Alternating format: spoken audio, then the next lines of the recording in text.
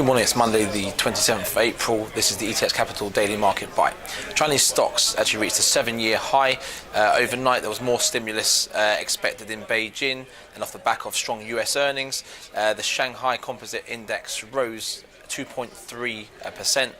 US tech giants really pushing on the global markets.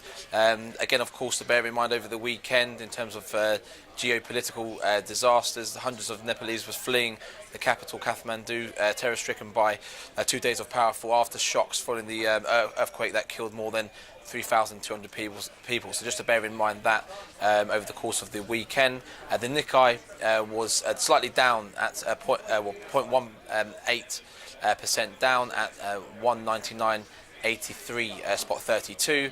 The Dow Jones closed slightly higher, 0.12% up at 180.80 spot 14. The S&P was up 0.23% at 2117 spot 69, and the Nasdaq continued to remain above all-time highs, 0.71% up at 5092 spot 08.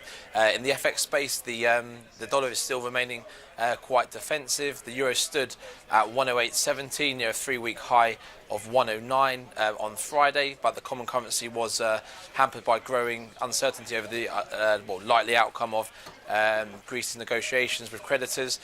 Cable remaining around the 151.70 level, so still above the 151.5 after having quite a strong week. The sterling last week. The dollar yen eased slightly to 118.97, near its low so far this month of 118.52.5, which it touched a week ago. And the dollar index is still remaining around 97.88 today.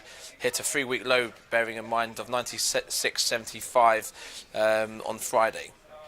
Brent crude in the commodity space, Brent crude oil prices hit a 4.5-month high to $65.80 a barrel on Friday. Gold is currently around 11.82 on Friday. There was quite a large range, 11.74 spot 6 as a low, and highs of 11.95 spot 6. Silver as well, having broken through 16, remaining around 15.81 now. In the equity space, we have a lot of news coming out across the banking stocks. HSBC weighing plans to spin off its retail bank in a £20 billion deal, according to the Sunday Times. Bear in mind, today it's now trading at the very top of the FTSE 100. BP, Britain's outgoing government has told BP that it wants the company to remain a British industrial champion and would oppose any takeover of the oil producer, according to the Financial Times. BHP Billiton is contesting a 522 million Aussie dollar in terms of tax bills on its Singapore marketing operations up to 2010. So there's a lot going on in the equities space today.